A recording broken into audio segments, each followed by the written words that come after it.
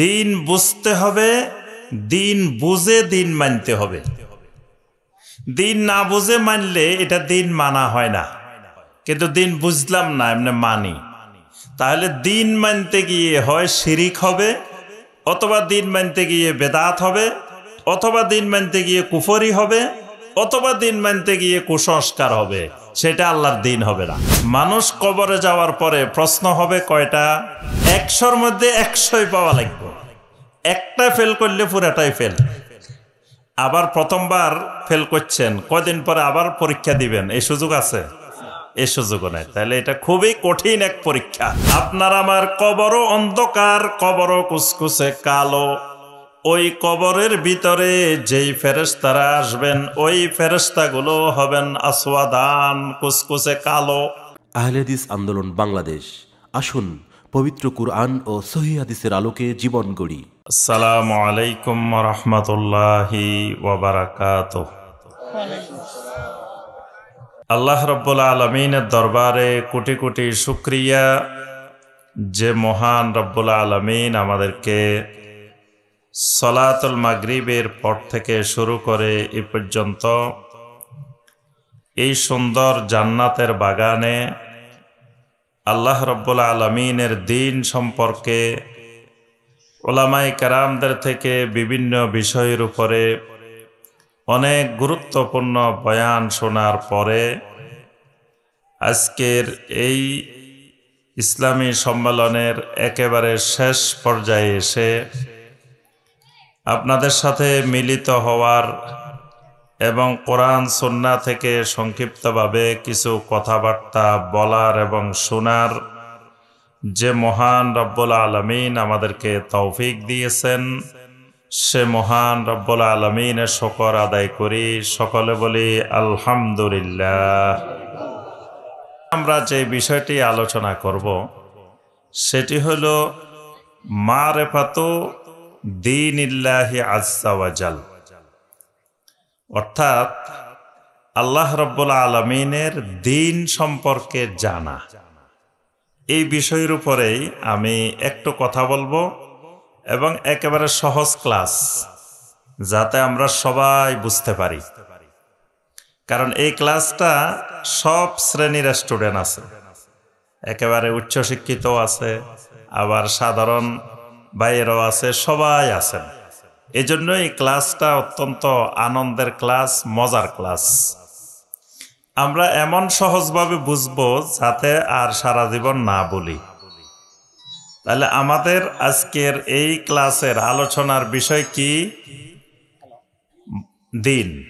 এই তো দেখছেন স্টুডেন্ট কিন্তু খুব মেধাবী, প্রথমেই ধরে ফেলছে আজকে আলোচনার বিষয় কি। তাহলে আলোচনার বিষয় কি আমাদের আজকে? দিন। সংক্ষিপ্ত কথা এক শব্দে বললে আজকে আলোচনার বিষয় হলো কি? দিন। দিন সম্পর্কে জানা এটা প্রত্যেক মুসলিম নরনারীর উপরে ফরজে আইন, মানে ফরজে কিফায়া না। ফরজ কয় প্রকার? 2 প্রকার। একটা হলো ফরজে আইন আর একটা হলো ফরজে কিফায়া। জানাজার নামাজ পড়া কি? এই তো দেখছেন সব জানে, সবাই খুব মেধাবী মেধাবী স্টুডেন্ট, মাশাআল্লাহ। আজ ফজরের নামাজ পড়া কি? ফরজে আইন। আর জানাজার নামাজ পড়া, বাংলাদেশের অনেক এলাকা আছে জানাজার নামাজে মুসল্লি বেশি হয়, ফজরের নামাজে মুসল্লি কম হয়। আপনাদের এলাকায় মনে হয় এরকম হয় না? আপনাদের এলাকায় এরকম হয়? জি। তাহলে বোঝা গেল ফরজে আইন সবাইকে পালন করতে হয়, এটা গুরুত্বপূর্ণ। আর ফরজে কিফায়া এটা কয়েকজন আদায় করলে সবার থেকে আদায় হয়ে যায়। কিন্তু দেখা যায় ওই ফরজে কিফায়া মানুষ যে পরিমাণে হয়, ফরজে আইন পালনের সময় সে পরিমাণ। অনেক এলাকা আছে জুমার নামাজে মসজিদে জায়গা হয় না, কিন্তু ফজরের নামাজে ইমাম মুয়াজ্জিন ছাড়া মুসল্লি পাওয়া যায় না। এইরকম এলাকাও আছে, আপনাদের এলাকাও আছে। আমি কিন্তু আপনাদের এলাকার কথা বলতেছি না, দেন মিলে গেলে কিছু করার নাই। কিন্তু অনেক এলাকা আছে এইরকম, দেখা যায় জুমার নামাজে মসজিদ 3 তলা 4 তলা 5 তলা জায়গা হয় না। আমি যে মসজিদে জুমার খুতবা দিই তা আমার মসজিদে মুসল্লি হয় 12,000। তো ধরেন মসজিদ হলো 4 তলা, তা এখন 4 তলা ফুল হয়ে জায়গা না হয়, আবার রাস্তায় চারিদিকে রাস্তায় অনেক দূর পর্যন্ত মুসল্লি হয়। তো এখন ফজরের নামাজে কিন্তু এত মুসল্লি হয় না, কিন্তু ফজরে আরো বেশি হওয়ার কথা ছিল, কারণ এটা তো দুপুর বেলা, মানুষ কেউ বাইরে গেছে, কেউ বিভিন্ন জায়গায় গেছে, অন্য এলাকায় বেড়াইতে গেছে। ফজরের সময় তো সব মানুষ বাসায় ছিল, এলাকায় ছিল, তাহলে জুমার থেকে ফজরে মুসল্লি বেশি হওয়ার কথা ছিল না, কিন্তু দেখা গেছে ফজরে মুসল্লি কম।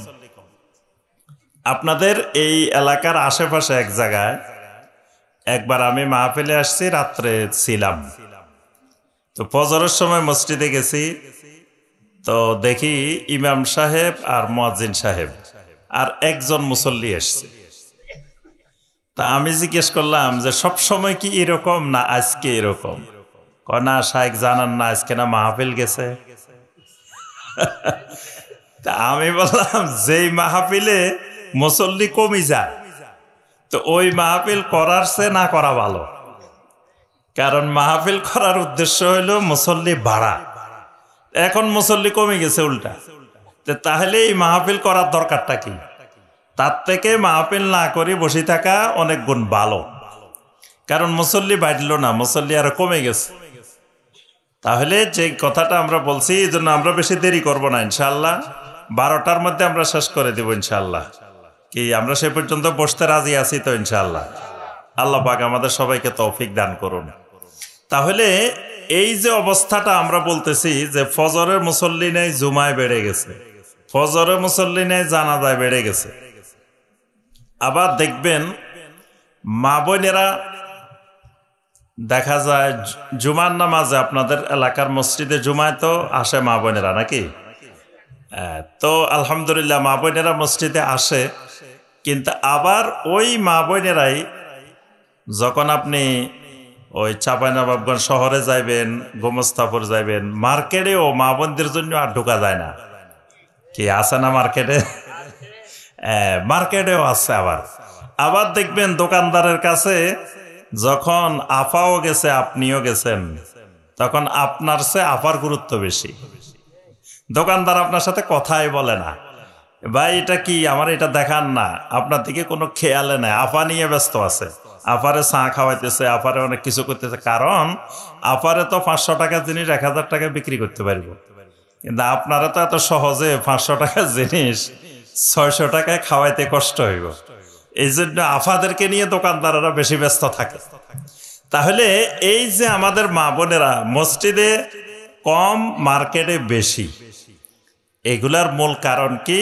মূল কারণ দিন না বুঝা। এগুলার মূল কারণ হলো দিন না বুঝা।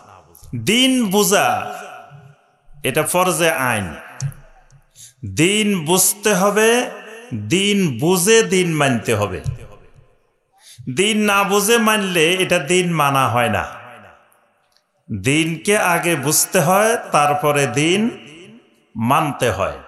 কিন্তু দিন বুঝলাম না, এমনি মানি, তাহলে দিন মানতে গিয়ে হয় শিরিক হবে, অথবা দিন মানতে গিয়ে বেদাত হবে, অথবা দিন মানতে গিয়ে কুফরি হবে, অথবা দিন মানতে গিয়ে কুসংস্কার হবে, সেটা আল্লাহর দিন হবে না। এজন্য দেখেন মানুষ কবরে যাওয়ার পরে প্রশ্ন হবে কয়টা?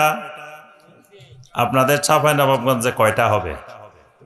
যে 3টা 4টা, এখানে একটা বেশি নাকি? 3টা ফাইললেও আরেকটা, না ফাইললেও আরেকটা, সেটা হলো সম্পূরক প্রশ্ন। কিন্তু অরিজিনাল প্রশ্ন কয়টা? 3টা। 3টা মিলে কত নম্বর? এই তো দেখছেন খুব মেধাবী, হিসাব নিকাশও হয়ে গেছে আলহামদুলিল্লাহ। 3টা মিলে 100 নম্বর। 100-র মধ্যে কত পাইলে পাস? 100-র মধ্যে 100ই পাওয়া লাগবে। একটা ফেল করলে পুরাটাই ফেল। আবার প্রথমবার ফেল করছেন, কয়দিন পরে আবার পরীক্ষা দিবেন, এই সুযোগ আছে? এ সুযোগও নাই। তাহলে এটা খুবই কঠিন এক পরীক্ষা। এখানে প্রশ্ন হবে কয়টা? 3টা। আল্লাহ রসুল সাল্লাল্লাহু আলাইহি ওয়াসাল্লাম আমাদেরকে এ সম্পর্কে বলেন, 2টি হাদিসে বিস্তারিত এসেছে এই ব্যাপারে। সহিহ আল বুখারী এবং সহিহ মুসলিমে আনাস ইবনে মালিক রাদিয়াল্লাহু তাআলা আনহু থেকে হাদিস বর্ণিত হয়েছে।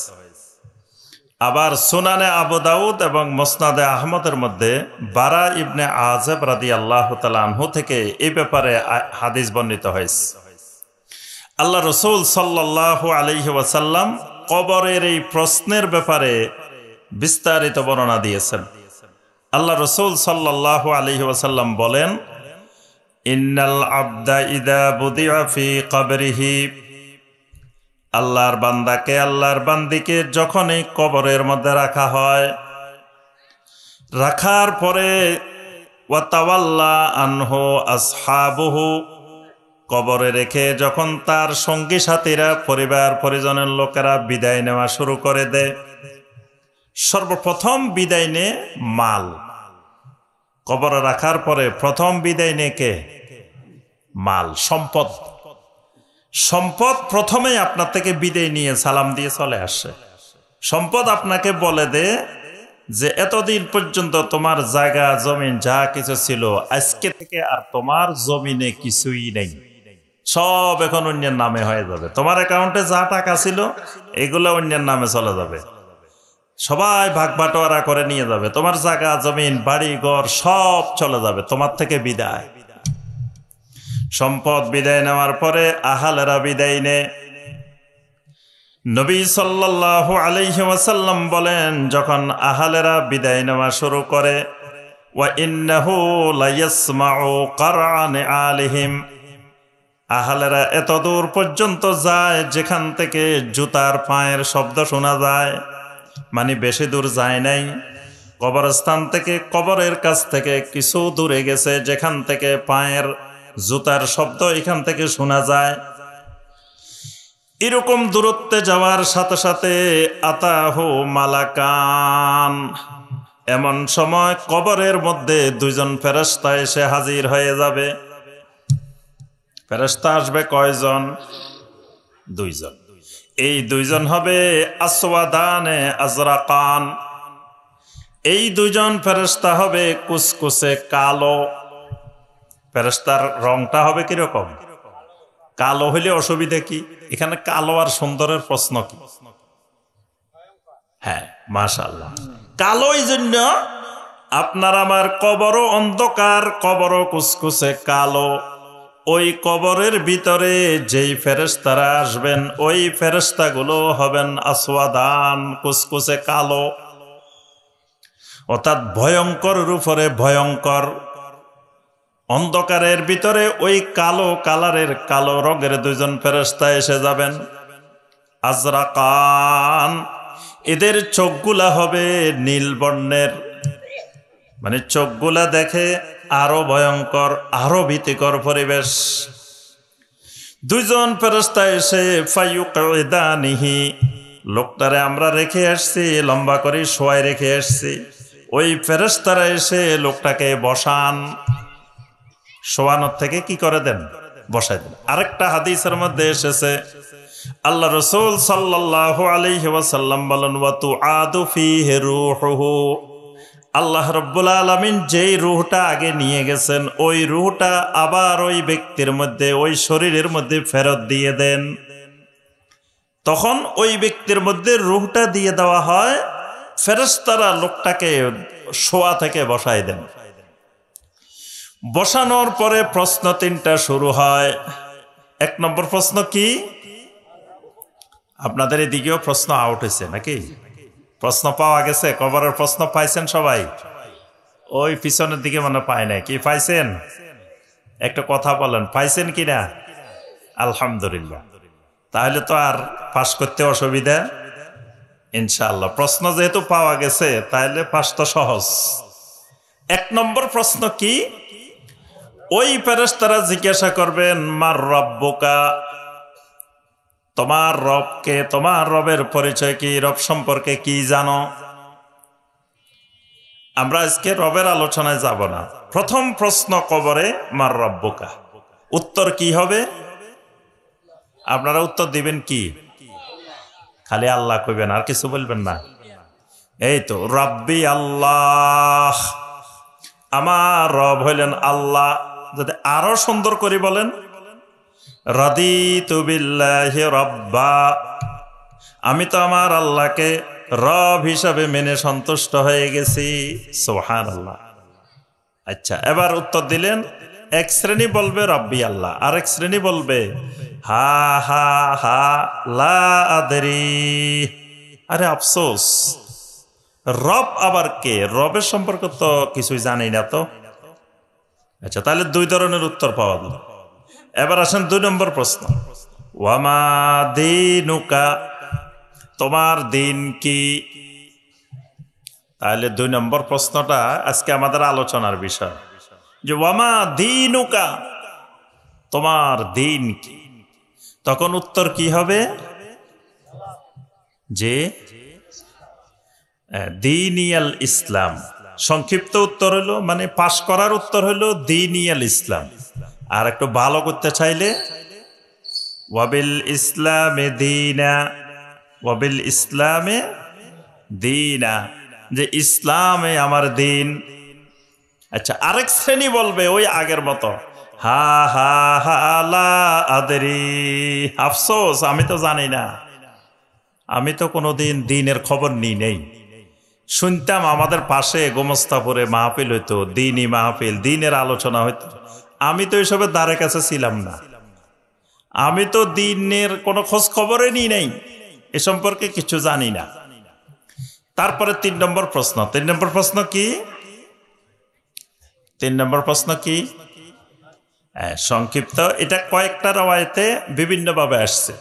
কোন রওয়ায়েতে আসছে ওয়ামান নাবিয়্যুকা, কোন রওয়ায়েতে আসছে মা হাযার রাজুল আল্লাযী বুইসা ফীকুম, ওই ব্যক্তি সম্পর্কে তুমি কি জানো যেই ব্যক্তিটা তোমাদের মধ্যে প্রেরিত হয়েছিলেন, অর্থাৎ তোমাদের নবী সম্পর্কে, তোমাদের রাসূল সম্পর্কে তোমার কি ধারণা? উত্তর হবে কি? ওয়াবি মুহাম্মাদিন সাল্লাল্লাহু আলাইহি ওয়াসাল্লাম নাবিয়্যা, আমার নবী তো ছিলেন মুহাম্মদুর রাসূলুল্লাহ সাল্লাল্লাহু আলাইহি ওয়াসাল্লাম। আরেক শ্রেণী বলবে এই সম্পর্কে আমার কোনো খোঁজ খবর নাই, আমি জানি না। আচ্ছা, এখন আসেন, এখন এক শ্রেণী উত্তর দিয়ে দিছে 3টা সুন্দর করে, আরেক শ্রেণী উত্তর দিতে পারে নাই। দোনোজনকে ওই ফেরেশতারা একটা প্রশ্ন করবেন, যারা উত্তর দিতে পেরেছেন তাদেরকে ফেরেশতারা জিজ্ঞাসা করবেন ওয়ামা ইউদরিকা। আমরা দেখবেন কোন ছেলে যদি ভালো রেজাল্ট করে, ভালো পাস করে, বাবারে তুমি কয় ঘন্টা লেখাপড়া করতে, তুমি কেমনে কেমনে পড়ছো, তুমি কেমনে এত ভালো রেজাল্ট করছো। এখন যখন সব উত্তর দিয়ে দিছে, এখন ফেরেশতারা জিজ্ঞাসা করবেন ওয়ামা ইউদরিকা, ও আল্লাহর বান্দা, আল্লাহর বান্দি, তুমি কেমনে এত সুন্দর করে উত্তর দিয়ে দিলা? আল্লাহর বান্দা, আল্লাহর বান্দি উত্তর দিবে, আমি তো দুনিয়ার মধ্যে আল্লাহর কিতাব তেলাওয়াত করতাম, ফাআমানতু বিহি ওয়া সাদ্দাকতু, আল্লাহর কিতাবের মধ্যে রবের পরিচয় ছিল, দ্বীনের পরিচয় ছিল, নবীর পরিচয় ছিল। ওই কিতাবের মধ্যে যা পাইছি সব কিছু আমি বিশ্বাস করছি, সত্যায়ন করছি। সুবহানাল্লাহ। অর্থাৎ আমার এই সুন্দর উত্তর জানার মাধ্যম হলো আমি আল্লাহর কিতাব থেকে পাইছি। যেই মানুষগুলো উত্তর দিতে পারবে না, ওই মানুষগুলাকেও ফেরেশতারা জিজ্ঞাসা করবেন লা তালাইতা ওয়ালা দারাইতা, ও আল্লাহর বান্দা, আল্লাহর বান্দি, তুমি কি জীবনে কোনোদিন আল্লাহর কিতাবটা উল্টাই দেখো নাই, আল্লাহর কিতাব তেলাওয়াত করো নাই, জানো নাই, বুঝো নাই? ওয়ালা দারাইতা, কোনোদিন কোন দ্বীনি মাজলিসে, দ্বীনি মাহফিলে, দ্বীনি হালাকাও কি তুমি বসে জানার চেষ্টা করো নাই? তুমি কি দুনিয়াতে কি করছিলা? খালি খাইছো আর ঘুমাইছো আর ভোগবিলাসে মত্ত ছিলা, তুমি এগুলো জানার চেষ্টা করো নাই? আচ্ছা, এটা তো গেল ফেরেশতাদের পক্ষ থেকে চতুর্থ প্রশ্ন। এবার আসেন, যে উত্তর দিতে পারছে আল্লাহর পক্ষ থেকে একটা ঘোষণা আসবে, যে পারে নাই তার জন্য একটা ঘোষণা আসবে। যে উত্তর দিতে পারছে আল্লাহ রাব্বুল আলামিন ঘোষণা দিবেন, আন সাদাকা আব্দি, আমার বান্দা যা বলছে সব সঠিক সঠিক উত্তর দিয়েছে, সুতরাং আমার বান্দার জন্য ব্যবস্থাপনা করো। কি ব্যবস্থা করবা? 1 নম্বর ব্যবস্থাপনা, ওয়াফসাহ লাহু ফি কবরিহি, আমার বান্দার জন্য কবরটাকে প্রশস্ত করে দাও। সুবহানাল্লাহ, কবরটাকে প্রশস্ত করে দাও। কতটুকু প্রশস্ত? মাদ্দা বাসারিহি, এক চোখে যত দূর পর্যন্ত দেখা যায় অত দূর পর্যন্ত বিস্তৃত করে দাও। সুবহানাল্লাহ, এক চোখে মানে স্বাভাবিকভাবে চোখে যত দূর দেখা যায় এত বড় করে দাও তার কবরটাকে। 2 নম্বর পুরস্কার, ওয়ানাব্বির লাহু ফিহি, ওই কবরের মধ্যে নূরের ব্যবস্থা করে দাও। কারণ কবরটা হলো অন্ধকার, কবরে কোনো আলো নাই, লাইট নেই, বাতি নেই, কিছু নাই। আল্লাহ পাক ঘোষণা দিবেন, ওয়ানাব্বির লাহু ফিহি, ওই কবরটার মধ্যে নূরের ব্যবস্থা করো। 3 নম্বর পুরস্কার, আমার বান্দার জন্য আফরিশুহু মিনাল জান্নাহ, আমার বান্দার জন্য জান্নাতের বিছানা কবরের মধ্যে বিছাইয়ে দাও। সুবহানাল্লাহ, কবরে কোনো বিছানা নাই, আমরা মাটির মধ্যে রেখে চলে এসেছি। আল্লাহ বলবেন, আমার বান্দা এই মাটির মধ্যে থাকবে কেমনে? জান্নাত থেকে বিছানা এনে কবরে বিছাইয়ে দাও। সুবহানাল্লাহ। 4 নম্বর পুরস্কার, ওয়া আলবিসুহু মিনাল জান্নাহ, যেই কাপড়টা দুনিয়ার মানুষ দিয়ে গেছে খুব অল্প দামি একটা কাপড়, এই কাপড়টা খুলে জান্নাতের লেবাস, জান্নাতের পোশাক আমার বান্দারে, আমার বান্দিরে পরায়ে দাও। সুবহানাল্লাহ, জান্নাতের লেবাস চলে আসবে। 5 নম্বর পুরস্কার, ওয়াফতাহু লাহু বাবান ইলাল জান্নাহ, আমার বান্দার জন্য জান্নাতের দিকে একটা দরজা খুলে দাও, কবরের সাথে জান্নাতের সাথে একটা সংযোগ স্থাপন করে দাও। ফায়াতিহি মিন রাউহিহা ওয়া তিবিহা, ওই দরজা দিয়ে জান্নাতের সুগন্ধি, জান্নাতের স্নিগ্ধ ঠান্ডা সুশীতল বাতাস, জান্নাতের মনোরম বাতাস আমার বান্দা বান্দির কবরের মধ্যে ঢুকবে। সুবহানাল্লাহ, জান্নাতের বাতাস, জান্নাতের সুগন্ধি কবরে ঢুকা শুরু করবে। তাহলে দিন সম্পর্কে উত্তরটা দিতে পারলে পুরস্কার কতগুলো, মানে সফল, আখেরাত আমার সফল। যদি না পারে ঠিক উল্টা, এই ব্যক্তির জন্য কবর প্রশস্ত হয়েছে, ওই ব্যক্তির জন্য ফায়ুদাইয়াকু লাহু ফি কবরিহি, কবরটা এত সংকীর্ণ হয়ে যাবে, এক পাশের ফাজারের হাড় আরেক পাশের ফাজারের হাড়ের মধ্যে ঢুকে যাবে, এরকম সংকীর্ণ হয়ে যাবে। আলোর তো কোনো ব্যবস্থা নাই, বরং আরো অন্ধকার। জাহান্নামের লেবাস, জাহান্নামের বিছানা, জাহান্নামের দিকে একটা দরজা খুলে দেওয়া হবে কবরের সাথে। ফায়াতিহি মিন হাররিহা ওয়া সামুমিহা, জাহান্নামের উষ্ণতা, জাহান্নামের বিষাক্ততা ওই কবরের মধ্যে জাহান্নাম থেকে আসতে থাকবে। তাহলে কি কঠিন অবস্থা।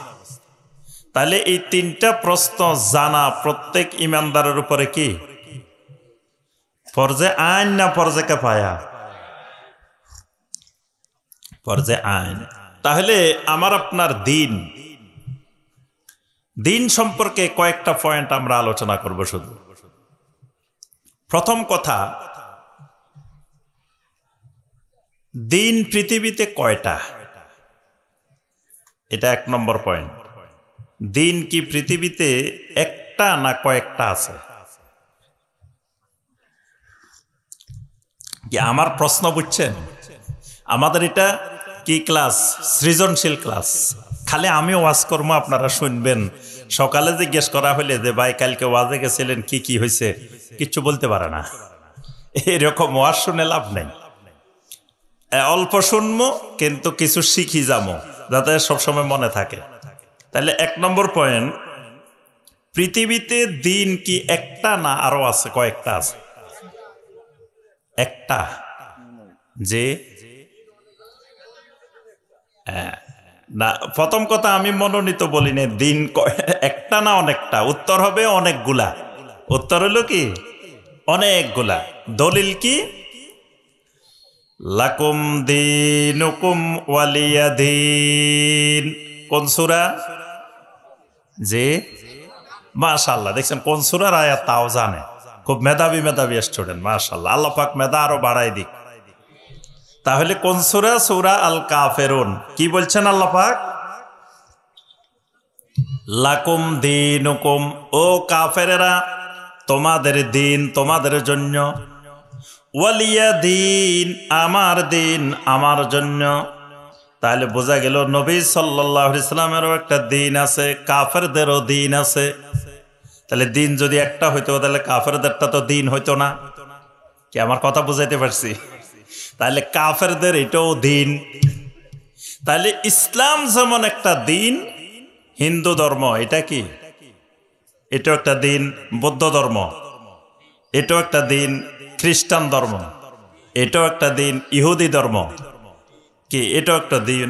ধর্ম নিরপেক্ষতাবাদ, হ্যাঁ, এটাও একটা দিন। এরকম আরো যত মতবাদ আছে, এগুলা সব এক একটা কি কি বুঝে আসছে? তাহলে বোঝা গেল দিন অনেক। তার মধ্যে আল্লাহর দিন, আল্লাহর মনোনীত দিন একটা। আল্লাহর মনোনীত দিন কোনটা? সূরা আলে ইমরানের 19 নম্বর আয়াত, ইন্নাদ-দীনা ইনদাল্লাহিল ইসলাম ওয়া রাআইতান নাসা ইয়াদখুলুনা ফি দীনিল্লাহি আফওয়াজা। এটা কোন সূরা? জি, সূরা আন-নাসর। হ্যাঁ, আল্লাহ পাক বলছেন ওয়া রাআইতান নাসা ইয়াদখুলুনা ফি দীনিল্লাহি আফওয়াজা, তোমরা দেখবে দলে দলে মানুষ আল্লাহর দ্বীনে ঢুকতেছে। তাহলে আল্লাহর দ্বীন কোনটা? আল্লাহর দ্বীন কোনটা? ইসলাম। বাকিগুলো মানুষের বানানো দিন, আল্লাহর দেওয়া দিন না। বাকিগুলো হলো মানুষের তৈরি করা, মানুষের বানানো, মানুষের মন গড়া দিন, কিন্তু সেগুলোও দিন। তাহলে বোঝা গেল পৃথিবীতে দিন একটা না। একটা হলে তো আর প্রশ্নই করা লাগতো না। এজন্য প্রশ্ন হবে ওয়ামা দীনুকা, তোমার দিন কি ছিল? তার অর্থ হলো পৃথিবীতে অনেকগুলা দিন ছিল, তুমি কোন দিনটা মেনে চলতা? কোন দিনটাকে তুমি সত্য দিন মনে করছো? কোনটাকে তুমি দ্বীনে হক মনে করতা? কোনটাকে তুমি দ্বীনে বাতিল মনে করতা? নাকি মনে করতা সবগুলাই সঠিক, একটা মানলে হয়? এরকম মানুষও আছে কিন্তু। অনেকে মনে করে সবগুলো ঠিক আছে, একটা মানলে হয়। এটাও কুফরি। এটা যে বিশ্বাস করবে তার ঈমান চলে যাবে, সে কাফের হয়ে যাবে। যদি কেউ বলে যে সবগুলো ঠিক আছে মিয়া, একটা মানলে হয়, সেও কি হয়ে যাবে? কাফের। তাহলে পৃথিবীতে দ্বীনে হক হুয়াল্লাযী আরসালা রাসূলাহু বিল হুদা ওয়া দীনিল হক লিইয়ুযহিরাহু আলাদ-দীনি কুল্লিহি ওয়ালাউ কারিহাল মুশরিকুন। আল্লাহ পাক বলেন আমি আমার রাসূলকে পাঠাইছি দুইটা জিনিস দিয়ে, একটা হলো হুদা আর একটা হলো দ্বীনে হক। কেন?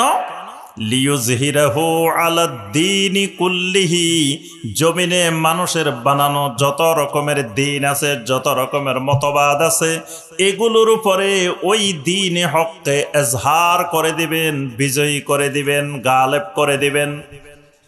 ওয়ালাউ কারিহাল মুশরিকুন, মুশরিকেরা কখনো চাইবে না তার উপরে আল্লাহর দ্বীন বিজয়ী হয়ে যাক। তাহলে দ্বীনে হক পৃথিবীতে কয়টা? কথা মনে হয় বুঝাইতে পারিনি। দ্বীনে হক কয়টা? দ্বীনে হক তাহলে বাকিগুলো কি? একটা যদি হক হয় বাকিগুলো কি বাতিল। এটা পরিষ্কার থাকতে হবে যে একটাই জমিনে দ্বীনে হক, বাকিগুলো সব দ্বীনে বাতিল। আল্লাহর দ্বীন কয়টা জমিনে? দ্বীন ইল্লাহ জমিনে একটা, বাকিগুলা হলো মানুষের বানানো দ্বীন, মন গড়া দ্বীন। এবার আসেন 2 নম্বর পয়েন্ট। আমরা বলছি আমাদের দ্বীন দ্বীনে হক, দ্বীন ইল্লাহ, আল্লাহর দ্বীন একটা, সেটার নাম কি? ইসলাম। এবার বলবেন ইসলাম পৃথিবীতে সর্বশ্রেষ্ঠ ধর্ম না সর্বনিম্ন ধর্ম? এই ফেল, এখানে সবাই 0 পাইছেন, ফেল করে গেছেন। ইসলাম পৃথিবীতে সর্বশ্রেষ্ঠও না সর্বনিম্নও না। ইসলাম পৃথিবীতে একমাত্র দিন, মানে আল্লাহর মনোনীত সত্যিকারের একমাত্র দিন ইসলাম। এখন ইসলামকে যদি আপনি বলেন সর্বশ্রেষ্ঠ, তার অর্থ হইল কি? ইসলাম 1 নম্বরে, 2 নম্বরে একটা আছে, 3 নম্বরে একটা আছে, 4 নম্বরে একটা আছে, 5 নম্বরে একটা আছে, 6 নম্বরে একটা আছে, 7 নম্বরে একটা আছে। সবগুলাকে আপনি সিরিয়ালে নিয়ে আসছেন। তার অর্থ হলো কৌশলে যেগুলাকে আমি বলতেছি দ্বীনে বাতিল, ওইগুলাও সিরিয়ালে ঢুকে গেছে। এগুলা কিন্তু সিরিয়ালে ঢুকার কথা না। ক্লাসে স্টুডেন্ট একজন, স্টুডেন্টে কয়জন? ছাত্রই একটা। এখন আপনি যদি বলেন এটা সর্বশ্রেষ্ঠ ছাত্র, তো এটা সর্বশ্রেষ্ঠ কেমনে? এটার সাথে যদি আরো 10টা থাকতো তারপরে না বোঝা যেত এটা সর্বশ্রেষ্ঠ না সর্বনিম্ন। তো ইসলাম তো জমিনে একটাই, আল্লাহর দ্বীন জমিনে একটাই, এটার সাথে পৃথিবীর মানুষের বানানো কোনো দ্বীনের তুলনা হবে না। এই কথাটা অমুসলিমেরা আমাদের মধ্যে ঢুকাই দিছে। আমরা তো ওই দ্বীন সম্পর্কে জ্ঞান না থাকার কারণে আমরা খুশি হয়ে গেছি যে আমাদের ধর্ম দেখো শ্রেষ্ঠ ধর্ম। খুশি হয়ে গেছে, মহা খুশি যে শ্রেষ্ঠ ধর্মের মানুষ আমরা। ওই সুযোগে তারা তাদের ধর্মটাকে সিরিয়ালে ঢুকাই নিছে যে তোমারটা শ্রেষ্ঠ, ভালো কথা, এটা 1 নম্বর, তো আমারটা ঠিক আছে 2 নম্বর, আরেকটা 3 নম্বর, আরেকটা 4 নম্বর, আমারটাও তো নম্বরে আছে, হয়তো তোমারটা 1 নম্বরে। কিন্তু একজন মুসলিমের ঈমান হবে কোনোটাই নাম্বারের ভিতরে নাই, একটাও নাম্বারের মধ্যে নাই। শুধু ইসলাম ছাড়া জমিনে আর কোনো দিন, আর কোনো মতবাদ, আর কোনো ধর্মকে সিরিয়ালে ঢুকানোর সুযোগ। এজন্য ইসলামকে কখনো সর্বশ্রেষ্ঠ বলবো না, সর্বনিম্ন বলবো না। কি বলবো? একমাত্র আল্লাহর মনোনীত দিন। ইন্নাদ দীনা ইনদাল্লাহিল ইসলাম, এই আয়াতের মধ্যে আল্লাহ পাক একমাত্র বলে দিয়েছেন, এটা একমাত্র দিন। এই জায়গায় এই দেশের মুসলমানদের বিরাট গলত আকীদার মধ্যে। আমি যত জায়গায় জিজ্ঞাসা করছি সবাই খুশিতে কয় সর্বশ্রেষ্ঠ ধর্ম, মহা খুশি, সর্বশ্রেষ্ঠ ধর্ম। কিন্তু এটা সর্বশ্রেষ্ঠ না, এটা একমাত্র। এবার আসেন 3 নম্বর পয়েন্ট। আমাদের দ্বীনের নাম হলো কি? ইসলাম। ইসলাম কাকে বলে? এবার হইলো কঠিন প্রশ্ন নাকি? এখন ধরেন আমি কইলাম যে আমার নামের আগে দিয়ে ডক্টর লেখা আছে, তা আমাকে জিজ্ঞেস করলেন শাইখ আপনার নামের আগে ডক্টর, ডক্টর কাকে বলে? তা আমি কই না তো এটা তো জানি না। যে লোক ডক্টর কাকে বলে, ডক্টর কেন এটাই জানে না, তাই কিসের ডক্টর? হ্যাঁ, ডক্টর তো জানতে হবে আমার নামের আগে, যেহেতু এটা আছে, এটা কেন কাকে বলে আমার জানা লাগবে না? তা আমি আপনি, আমার আপনার দিন হলে ইসলাম, আমার আপনার পরিচয় মুসলিম, তো ইসলাম কাকে বলে এটা জানতে হবে না? এখন যদি বলেন যে না ইসলাম, আমার ধর্ম ইসলাম, আমার দিন ইসলাম, কিন্তু ইসলাম কাকে বলে এটা তো জানি না। ইসলামের একটা সংজ্ঞা আছে না, ইসলাম কাকে বলে? আচ্ছা, এখানে আমাদের এই ভাইদের মধ্যে কে বলতে পারবেন একটা সংজ্ঞা সুন্দর করে? এটা সংক্ষিপ্ত হয়েছে কিন্তু পূর্ণাঙ্গ হয়নি। আপনারা একটা সংজ্ঞা মুখস্থ করবেন, এটা আগামী 1 বছরের পড়া। সংজ্ঞাটা ইমাম মুহাম্মদ বিন আব্দুল ওয়াহাব রাহিমাহুল্লাহ তিনি কিতাবুত তাওহীদে দিয়েছেন এই সংজ্ঞাটা। ইসলাম কাকে বলে এবং এটাকে সারা পৃথিবীর আহলুল ইলমেরা গ্রহণ করে নিছেন। সংজ্ঞাটা হলো আল ইসলাম হুয়াল ইসতিসলামু লিল্লাহি বিত-তাওহীদ ওয়াল ইনকিয়াদু লাহু বিত-তাআ ওয়াল বারাআতু মিনাশ শিরকি ওয়া আহলিহি। এটা হলো ইসলাম। তিনটা পার্ট, এখানে তিনটা কথা বলা হয়েছে। এক নম্বর, ইসলাম হইতে হইলে আল ইসতিসলামু লিল্লাহ, আল্লাহর কাছে পরিপূর্ণ আত্মসমর্পণ করা লাগবে। খালি আত্মসমর্পণ করলে হবে না, বিত-তাওহীদ, তাওহীদ সহকারে আত্মসমর্পণ করা লাগবে। ইসলাম হইতে হইলে আল্লাহর তাওহীদ সহকারে আল্লাহর কাছে আত্মসমর্পণ করতে হবে, না হয় এটা ইসলাম হবে না। ওয়াল ইনকিয়াদু লাহু বিত-তাআ, আল্লাহর আনুগত্যের মাধ্যমে আল্লাহ রাব্বুল আলামিনের পরিপূর্ণ অনুগত হয়ে যেতে হবে। ওয়াল বারাআতু মিনাশ শিরকি ওয়া আহলিহি, শিরিক এবং শিরিককারীদের থেকে সম্পর্ক বিচ্ছিন্ন করতে হবে, না হয় ইসলাম হবে না। তিনটা জিনিস মনে থাকবে। আমরা বিস্তারিত ব্যাখ্যা যাব না, আমরা সময় কম, ক্লাসের সময় অল্প, এটার ব্যাখ্যা করতে গেলে আমাদের ক্লাস শেষ হয়ে যাবে। তিনটা পার্ট মনে রাখবেন ইসলাম। এই তিনটার একটা অনুপস্থিত থাকলে এটা ইসলাম হবে না। এক নম্বর, আল্লাহর কাছে আত্মসমর্পণ করতে হবে। কেউ যদি আল্লাহ রাব্বুল আলামিনের কাছে আত্মসমর্পণ না করে মুসলিম হবে না। ইসলাম মানেই হলো কি? ইসলাম অর্থ কি? আমাদের দেশে অনেকে বলে যে ইসলাম মানে শান্তি। ইসলাম অর্থ অনেকে কি বলে? ইসলাম অর্থ শান্তি না, সালাম অর্থ শান্তি। ইসলাম অর্থ কি? আত্মসমর্পণ করা। তাহলে আত্মসমর্পণ করতে হবে কার কাছে? একমাত্র আল্লাহর কাছে, বিত-তাওহীদ, তাওহীদ সহকারে। তাওহীদ আছে, ইসলাম আছে। তাওহীদ নাই, ইসলাম নাই।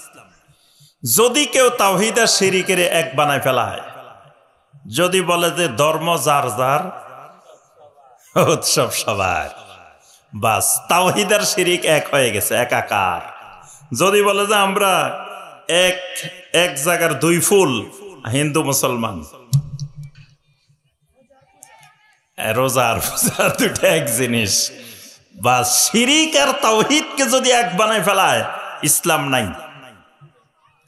ইসলাম হতে হবে আল্লাহর কাছে আত্মসমর্পণ করতে হবে বিত-তাওহীদ, তাওহীদ সহকারে। দুই নম্বর কথা বলেন কিয়াদু লাহু বিত-তাআ, আল্লাহর আনুগত্যকে নিজের গলার মধ্যে ফেঁসাই নেওয়া লাগবে। আমরা মাপলার দিয়ে গলা ফেঁসাই নেওয়া শীতের দিনে, এইরকম আল্লাহর আনুগত্যটাকে ইনকিয়াদ করে নিতে হবে। মানে আল্লাহ বলছেন এখানে এটা করতে হবে, আল্লাহ বলছেন এটা করা যাবে না, এটা করা যাবে না, এটার নাম আনুগত্য, এটার নাম আনুগত্য। যেখানে করতে বলছেন করা, যেখানে করতে মানা করছেন সেখানে না করা, এটার নাম আনুগত্য। এই আনুগত্য আছে, ইসলাম আছে। আনুগত্য নাই, ইসলাম নেই। কেউ নাম লেখায় রেখেছে ইসলাম, মুসলমান, নামটা খুব সুন্দর, আব্দুল্লাহ। মুনাফিকের লিডার যে, তার নাম কি? নামটা কত সুন্দর দেখেন, আব্দুল্লাহ, আল্লাহর বান্দা, আল্লাহর গোলাম। কালেমাও পড়ছে খুব সুন্দর করে, কালেমা পড়ছে না কি? আব্দুল্লাহ বিন উবাই কালেমা পড়ে না? কালেমাও পড়ছে অনেক সুন্দর, আমার আপনার চেয়ে সুন্দর করে পড়ছে। কারণ আরব দেশের মানুষের আরবি পড়া আর আমাদের আরবি পড়া কি এক? তো হে তো মদিনার মানুষ, হে যে কত সুন্দর করে কালেমাও পড়ছে, কিন্তু জাহান্নামের সর্বনিম্ন স্তরে গেছে। কেন? ওয়ালেন কিয়াদু লাহু বিত-তাআ, আল্লাহর আনুগত্যকে নিজের জন্য পরিহার্য করে নেয় নাই। আচ্ছা, আরেকটা জিনিস বলেন দেখি, কিয়ামত যখন হবে, যখন কিয়ামত আসবে পৃথিবীতে, তখন কি মুসলমান থাকবে পৃথিবীতে? জি, তো বাংলাদেশের মুসলমান এগুলো কই যাইব? এখন ধরেন 18 কোটি, তো কিয়ামত আসতে আসতে তো ধরেন 30 কোটি মুসলমান, তো এই মুসলমান এগুলো কোথায় যাবে? এগুলো থাকবে না তখন? এই যে সুন্দর কথা কেছি, এটাই সঠিক। 30 কোটি মুসলমান বাংলাদেশে থাকবো, এদের উপরে কিয়ামত হইব। কিন্তু আল্লাহ রাসূল সাল্লাল্লাহু আলাইহি ওয়াসাল্লাম বলছেন কিয়ামত তখন হবে যখন একজন ইমানদার, একজন আহলুত তাওহীদ জমিনে থাকবে না। তার অর্থ হলো নামে মুসলিম পৃথিবীতে কোটি কোটি থাকবে কিয়ামত যখন আসবে, কিন্তু প্রকৃত মুসলিম, তাওহীদওয়ালা মুসলিম একজনও খুঁজে পাওয়া যাবে না। অনেক ভাইয়েরা দেখবেন সৌদি আরবের চিন্তায় ঘুম আসে না, এরকম মানুষ আপনাদের এদিকে দেখছেন কিনা জানি না। ওরে আল্লাহ, সৌদি আরব খারাপ হয়ে যেতেছে, সৌদি আরব নষ্ট হয়ে গেছে, সৌদি আরব বরবাদ, নিজের দেশের চাইতে সৌদি আরব নিয়ে টেনশন খুব বেড়ে গেছে। কিছু কিছু মানুষ এরকম দেখা যায় মাঝে মাঝে, খালি সৌদি আরবের বদনামি, খালি সৌদি আরবের বদনামি। কিছু মানুষ আল্লাহর ঘরে বসে বসেও খালি সৌদি আরবের বদনামি। তা আমি বলি যে ভাই, সৌদি আরব যদি খারাপ না হয় তো কিয়ামত হইব কেমনে? কি ধরো সারা পৃথিবী সব খারাপ হয়ে গেছে, সৌদি আরবের মানুষগুলা ভালো রয়ে গেছে, তাহলে কি কিয়ামত হইব? তাহলে কিয়ামতের আগে সৌদি আরবের মানুষও খারাপ হয়ে যাওয়া লাগবে, সেখানেও তাওহীদ থাকবে না, সেখানেও শিরক কুফরের মধ্যে তারা ব্যস্ত হয়ে যাবে, তাওহীদ হারা হয়ে যাবে সেখানকার মানুষও, তখন কিয়ামত হবে। তাহলে বোঝা গেল যে খালি নাম লেখায় রাখলে মুসলিম হওয়া যাবে না। এজন্য ইসলামের দ্বিতীয় শর্ত বলেন কিয়াদুলাহু বিত্তাআ। 3 নম্বর ওয়াল বারাআতু মিনাশ শিরকি ওয়া আহলিহি। ইসলাম হতে হলে, মুসলিম হতে হলে শিরিক এবং শিরিককারী থেকে সম্পর্ক বিচ্ছিন্ন করা লাগবে। শিরিকের সাথে, শিরিককারীর সাথে যদি বন্ধুত্ব করা হয়, দোস্তালি করা হয়, ইসলাম থাকবে না। ইসলামের শর্তই হলো ওয়াল বারাআতু মিনাশ শিরকি ওয়া আহলিহি, শিরিক এবং শিরিককারী থেকে সম্পর্ক পুরোপুরি বিচ্ছিন্ন হওয়া লাগবে। বারাআ, বারা মানে একেবারে বিচ্ছিন্ন। আল্লাহ রাসূল সাল্লাল্লাহু আলাইহি ওয়াসাল্লাম যে সমাজে দাওয়াত দিবেন সেই সমাজটা ছিল শিরিকের সমাজ। শিরিকের সমাজ ছিল না। আল্লাহ রব্বুল আলামিন নবী সাল্লাল্লাহু আলাইহি সাল্লামকে দায়িত্ব দিয়েছেন যে আপনি এই সমাজে রাসালাতের দায়িত্ব পালন করবেন। আপনার 1 নম্বর কাজ, 2 নম্বর কাজ, 2টা কাজ দিছেন, দিয়ে আল্লাহ পাক 3 নম্বরে একটা সতর্ক করছেন, ইয়া আইয়ুহাল মুদ্দাসসির কুম ফাআনজির ওয়া রাব্বাকা ফাকাব্বির ওয়া সিয়াবাকা ফাতাহহির। কোন সূরা? সূরা আল মুদ্দাসসির। নবী সাল্লাল্লাহু আলাইহি ওয়াসাল্লাম জিবরিল আলাইহিস সালামকে দেখে একটু ভয় পাইছেন, কারণ জিব্রাইল হলো 600 ডানাওয়ালা জিব্রাইল। সুবহানাল্লাহ। ডানা কয়টা? 600। এক এক ডানা আসমান জমিনের মাঝখানে যেরকম জায়গা, এরকম জায়গার মধ্যে এরকম 600 ডানাওয়ালা জিবরাইল আলাইহিস সালাম। প্রত্যেক ফেরেশতাদের ডানা আছে, কারো 2টা, কারো 3টা, কারো 5টা, কারো 10টা। তো জিবরিল আলাইহিস সালামের 600 ডানা। নবী সাল্লাল্লাহু আলাইহি ওয়াসাল্লাম জীবনে 2 বার জিবরিল আলাইহিস সালামকে 600 ডানাওয়ালা দেখছেন একেবারে। তা এখন হঠাৎ এই জিবরিল আলাইহিস সালামকে দেখে নবী সাল্লাল্লাহু আলাইহি ওয়াসাল্লাম ভয় পাইছেন। ভয়ে বাসায় এসে কম্বল গায়ে দিয়ে শুয়ে থাকেন। এখন আল্লাহ রাব্বুল আলামিন এই শুয়ে থাকাটাকে খুব মহব্বতের সাথে পছন্দ করে আল্লাহ একটা নাম দিছেন, হাবিবের খলিলের একটা নাম দিছেন। নামটা হলো কি? মুদ্দাসসির। ইয়া আইয়ুহাল মুদ্দাসসির, ও আমার চাদর আবৃত খলিল, কম্বল মুড়ি দিয়ে শুয়ে থাকা আমার খলিল, আমার বন্ধু। কুম, কুম, কুম মানে কি? উঠে যান। এভাবে কম্বল গায়ে দিয়ে কয়দিন শুয়ে থাকবেন? কম্বল গায়ে দিয়ে শুয়ে থাকার জন্য আপনারা তো নবী বানানো হয় নাই। কুম, কম্বল ফেলে দিয়ে, চাদর ফেলে দিয়ে আপনি উঠে যান। উঠে কি করবেন? আপনার কাজ কি? এক নম্বর কাজ ফাআনজির আনিশ শিরক। আল্লাহ বলছে ফাআনজির, সকল তাফসিরে বলা আছে ফাআনজির আনিশ শিরক। আপনি এই দুনিয়াবাসীকে, জমিনবাসীকে শিরিক থেকে সতর্ক করবেন, এটা আপনার এক নম্বর কাজ। দুই নম্বর কাজ ওয়া রাব্বাকা ফাকাব্বির। প্রত্যেক তাফসিরের মধ্যে আছে ফাকাব্বির বিত্তাওহীদ। আপনি দুনিয়ার মানুষকে ওই সমাজ থেকে শিরিকটাকে দূর করে দিয়ে তাওহীদ কায়েমের মাধ্যমে আল্লাহর শ্রেষ্ঠত্ব কায়েম করবেন, শ্রেষ্ঠত্বের ঘোষণা করবেন। ফাকাব্বির, আল্লাহর বড়ত্ব, আল্লাহর শ্রেষ্ঠত্ব ঘোষণা করবেন। কি দিয়ে? বিত্তাওহীদ, তাওহীদ দিয়ে। আচ্ছা, কাজ হলো দুইটা, মেইন কাজ, নবীওয়ালা কাজ প্রধানত দুইটা। একটা হলো শিরিকের ব্যাপারে সতর্ক করা, আর একটা হলো কি করা? তাওহীদ প্রতিষ্ঠা করা। এখন 3 নম্বরে আল্লাহ পাক নবী সাল্লাল্লাহু আলাইহি সাল্লামকে আর একটা কথা বলতেছেন, ওয়াসিয়াবাকা ফাতাহহির। ও নবী, আপনার কাপড়টাকে একটু পবিত্র রাখবেন। তাহলে কি নবীর কাপড় অপবিত্র থাকতো? এই কথাটা বালাগাতের কথা, অলংকার শাস্ত্রের কথা। এটাকে বলা হয় বালাগাতের একটা পরিভাষা। মানে কথাটা মনে হচ্ছে পোশাক, আসলে পোশাক না।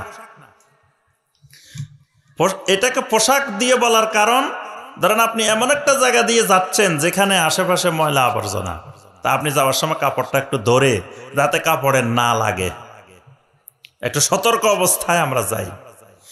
আল্লাহ রাব্বুল আলামিন নবী সাল্লাল্লাহু আলাইহি ওয়াসাল্লামকে বলছেন ওয়াসিয়াবাকা ফাতাহহির। ও নবী, আপনার কাপড়টাকে পবিত্র রাখেন। অর্থাৎ আপনি যে সমাজে দাওয়াত দিবেন, সমাজটা শিরিকের সমাজ, শিরিকের বিরুদ্ধে দাওয়াত দিবেন, শিরিকের বিরুদ্ধে দাওয়াত দিবেন, থাকবেন শিরিকের সমাজে, কিন্তু ওই শিরিক যেন আপনার শরীরে প্রবেশ না করে, আপনার শরীরে না লাগে। একটা মাছ আছে কাঁদার মধ্যে থাকে, গায়ে কাঁদা লাগে না, কি মাছ? আপনি থাকবেন শিরিকের সমাজে, কিন্তু শিরিক আপনার গায়ে লাগা যাবে না।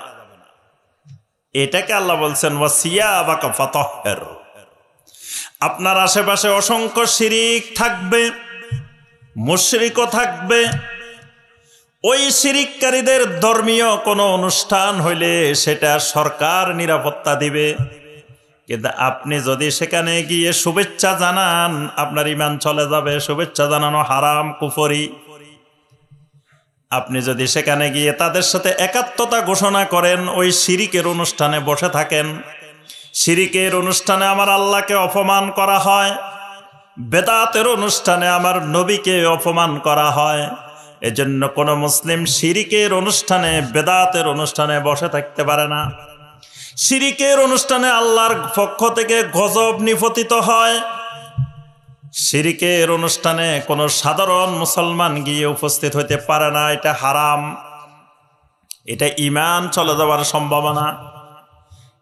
শুধুমাত্র রাষ্ট্র, যাদের দায়িত্ব নিরাপত্তা দেওয়ার, তারা শুধু তাদের দায়িত্ব পালনের খাতিরে সেখানে গিয়ে নিরাপত্তা দিবে।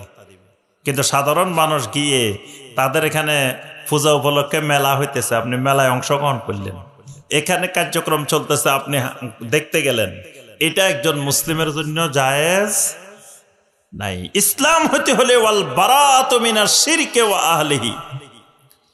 যেমন আল্লাহ রাব্বুল আলামিন কোরআনে কারিমে অনেকগুলো আয়াতে বলছেন।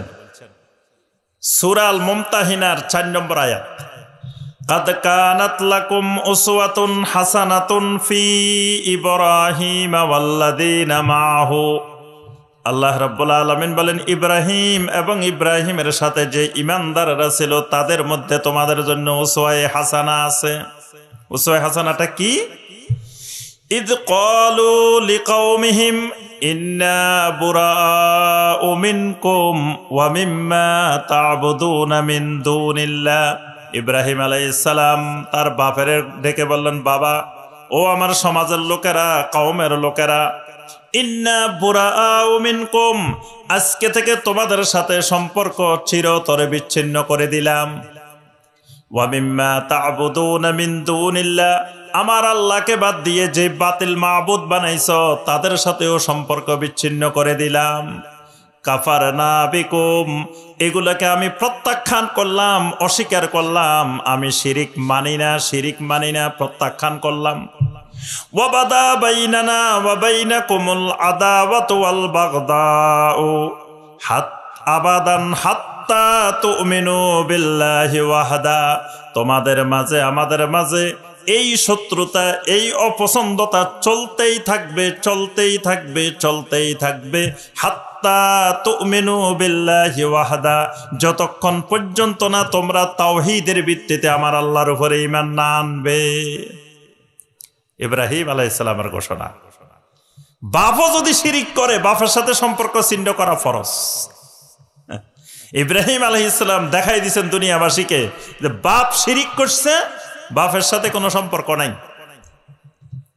এবং যেই কেন্দ্রিক শিরিক, ওই শিরিকের সাথে ওই বাতিল মাবুদের সাথেও সম্পর্ক বিচ্ছিন্ন। কতদিন বিচ্ছিন্ন?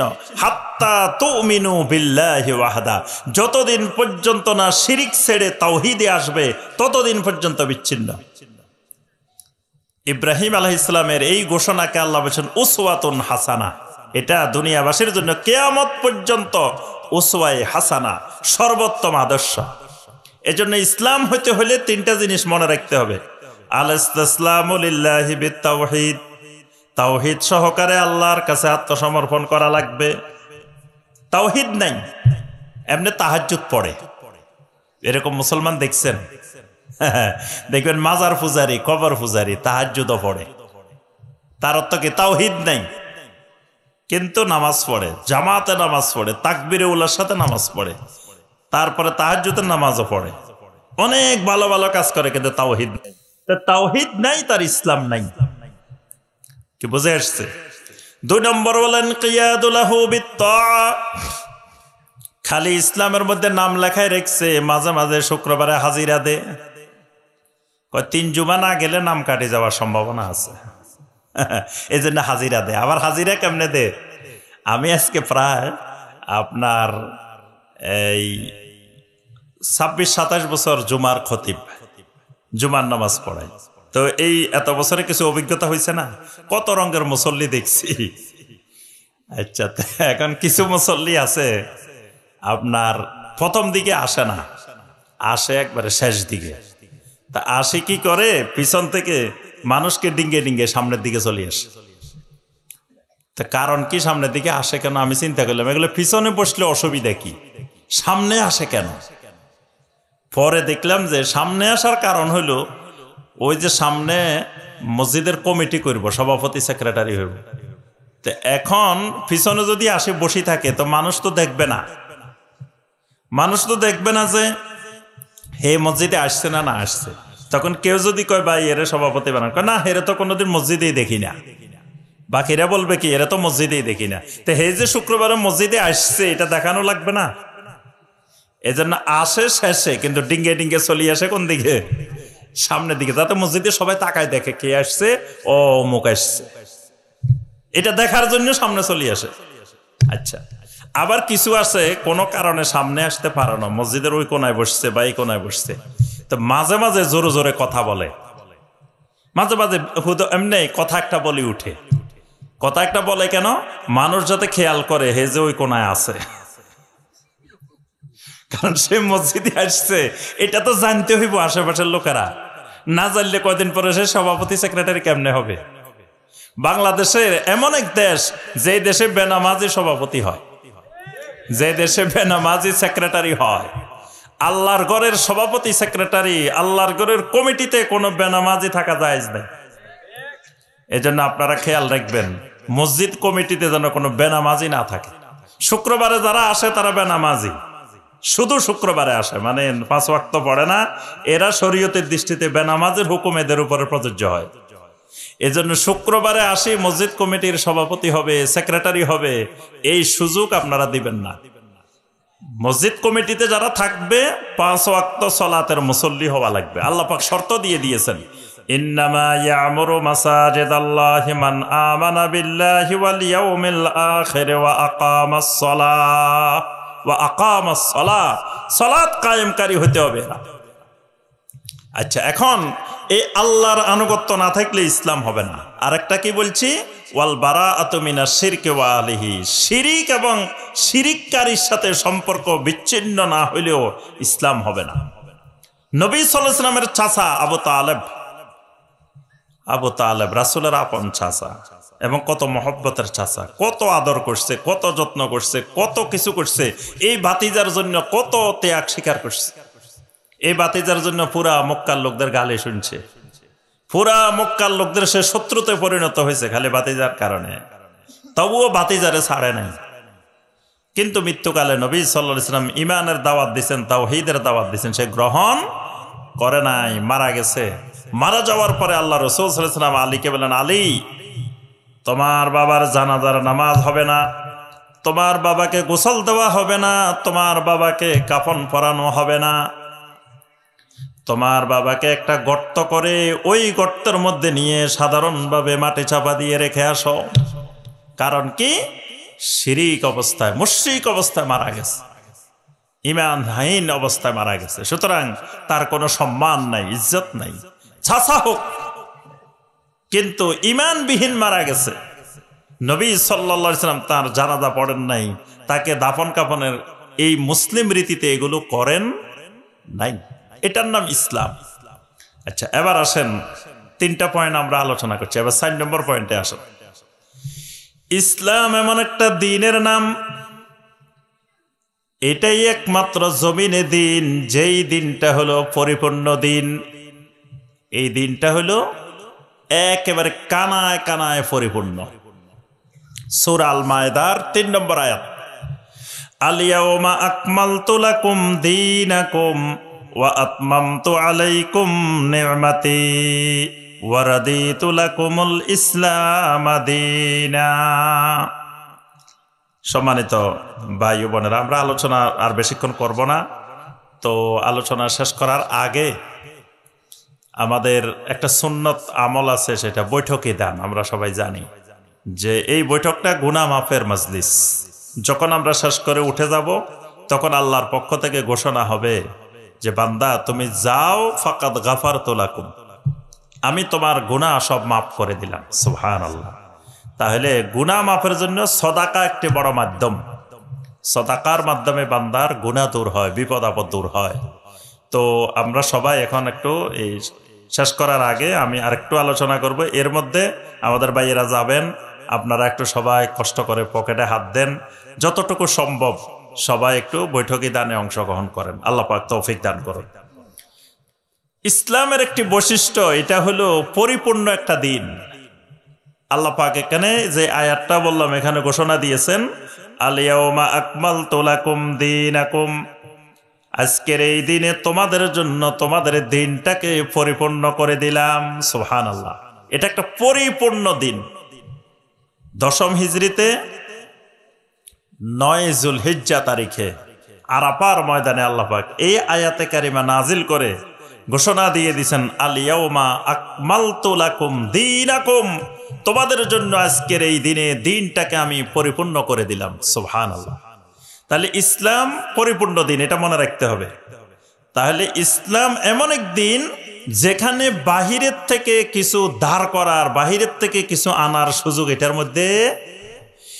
ইসলামের মধ্যে পারিবারিক জীবনের সব আছে, ইসলামের মধ্যে অর্থনৈতিক জীবনের সবকিছু আছে, ইসলামের মধ্যে সামাজিক জীবনের সবকিছু আছে, ইসলামের মধ্যে রাজনৈতিক জীবনের সবকিছু আছে। ইসলামের মধ্যে নাই এমন কিছু আল্লাহর জমিনেও নাই, সব কিছুর ব্যবস্থাপনা এই ইসলামের মধ্যে আছে। তাহলে আপনি বাইরের থেকে কেমনে আনবেন? অমুসলিম থেকে, অন্য দিন থেকে, বাতিল দিন থেকে কোনো কিছু ধার করে আনার সুযোগ ইসলামের মধ্যে নাই। যদি ধার করে আনেন, তাহলে ওই কবরে ওয়ামা দীনুকার উত্তরে দীনিয়াল ইসলাম বলা যাবে না। কারণ দীনিয়াল ইসলাম যেটা, এটার বৈশিষ্ট্য হলো এটার ভিতরে যা আছে এই সব কিছু মেনে নিতে হবে, বাহিরের থেকে কিছু আনা যাবে না। তাহলে বোঝা যায় এটার ভিতরে অর্থনৈতিক ব্যবস্থাপনা আছে, এখন যদি আমি ইহুদিদের থেকে সুদ নিয়ে আসি, সুদ খাওয়া, সুদ দেওয়া, এটা কার পদ্ধতি? ইহুদিদের পদ্ধতি। এটা ইহুদিদের সিস্টেম। আল্লাহ রাব্বুল আলামিন মদিনা মুনাওয়ারায় যাওয়ার পরে মুমিনদেরকে সতর্ক করে দিয়েছেন, ওয়া আখযিহিমুর রিবা ওয়া কাদ নুহু আনহু ওয়া আকলিহিম আমওয়ালান নাস বিল বাতিল। ও ঈমানদাররা, খবরদার, ইহুদিদেরকে নিষেধ করা হয়েছিল সুদ খাওয়ার জন্য, কিন্তু তারা শুনে নাই। তারা সুদের রমরমা ব্যবসা করে বেড়ায়। ওই সুদ যেন তোমাদেরকে গ্রাস না করে। প্রশ্ন আছে জি? তাহলে বোঝা গেল, বাছাই করছেন, দেখে দিছেন জি? আচ্ছা, তাহলে বোঝা গেল ইসলাম এমন এক দিন যেখানে সুদ খাওয়ার সুযোগ নাই। কেন নাই? কারণ এটা ইসলামের জিনিস না, এটা ইহুদিদের জিনিস। তো ইহুদিদের জিনিস ইসলামে আনার সুযোগ। আচ্ছা, এখন আসেন বার্থডে পালন করা। বার্থডে বুঝেন তো? জন্মদিন। আপনাদের এদিকে মনে হয় না? হ্যাঁ, অনেকে এখন বাচ্চাদের জন্মদিন পালন করে, ছেলের জন্মদিন, মেয়ের জন্মদিন, অমুকের জন্মদিন, কেউ আবার বিবাহ বার্ষিকী পালন করে। আবার এখন দেখবেন বার্ষিকী হয় না, অর্ধবার্ষিকীও হয়, মানে 6 মাসে একবার হয়। দোকানে গেলে দেখবেন কেক কিছু আছে ফুল, কিছু আছে হাফ। তো কিরে এগুলো হাফ কেন? এগুলো 6 মাসের, আর ফুলটা 1 বছর। 2 ভাগে আছে। মানে মানুষ টাকা রাখার জায়গা নাই, কি করবো আর। এই জন্য ওই এখন বছরে 2 বার পালন করে। এই যে বার্ষিকী পালন করা, এগুলো কার পদ্ধতি? খ্রিস্টানদের পদ্ধতি। এগুলো ইসলামের পদ্ধতি না। তাহলে খ্রিস্টানদের এগুলো এখানে আনার সুযোগ। বেপর্দা রাস্তায় বাইর হওয়া, মা বোনেরা পর্দাবিহীন, হেজাববিহীন রাস্তায় বের হইল, এটা কার পদ্ধতি? মুশরিকদের পদ্ধতি, খ্রিস্টানদের পদ্ধতি। দেখুন খ্রিস্টান মহিলারা কেমনে বাইর। এই পর্দাবিহীন বের হওয়া, এটা মুসলিম রীতি না। মুসলিম মহিলাদের রীতি হলো সাহাবায়ে কেরামের মহিলারা যেমনে বাইর হইতেন। আল্লাহু আকবার। রাত্রে আয়াত নাজিল হয়েছে যে নারীরা যেন তাদের বুকের উপরে একটা ওড়না দেয়, রাত্রে ঘুমাইবার আগে ওড়না বানায়, তারপরে তারা ঘুমাইতে গেছে। আল্লাহর হুকুমকে ইমানদার মহিলারা এভাবে গ্রহণ করেছেন। তাহলে বোঝা গেল ইসলামের বাহিরের থেকে কোনো কিছু ইসলামে ঢুকানোর সুযোগ নাই। সর্বশেষ পয়েন্ট যেটা বলবো, যে ইসলাম এমন একটা দিন, এটা থেকে কত বছর বয়সে অবসরে যাওয়া যায় বলেন তো দেখি? না, মানে এমন একটা বয়সে পৌঁছে গেছেন, এখন আর ইসলাম পালন করা লাগবে না। ধরেন চাকরির বয়স কয় বছর? 60 বছর। তো 60 বছর পরে আপনি চাকরি থেকে রিটায়ার। তো এখন এরকম ইসলামের কি এরকম কোন বয়স আছে যে এই বয়সের পরে আর ইসলাম লাগবে না? এরকম আছে? অথবা এমন পর্যায়ে আপনি পৌঁছে গেছেন, এখন আর ইসলাম লাগে না, এখন আপনি শরীয়ত বাদ দিয়ে তরিকতে চলে গেছেন, মারেফতে চলে গেছেন, হাকিকতে চলে গেছেন, এরকম কোন সুযোগ আছে? নাই। অর্থাৎ ইসলাম এমন এক দিন, এইটা মৃত্যু পর্যন্ত পালন করা লাগে। এজন্য আল্লাহ পাক বলছেন, ফালা তামুতুন্না ইল্লা ওয়া আনতুম মুসলিমুন। মুসলিম না হয় মরিও না। তার অর্থ হলো মরণ পর্যন্ত ইসলামের উপরে থাকা লাগবে। ইন্নাল্লাযীনা ক্বালু রাব্বুনাল্লাহু সুম্মা ইসতাকামু। রব্বুল আল্লাহ বলার পরে মৃত্যু পর্যন্ত রব্বুল আল্লাহর উপরে ইস্তেকামত থাকতে হবে।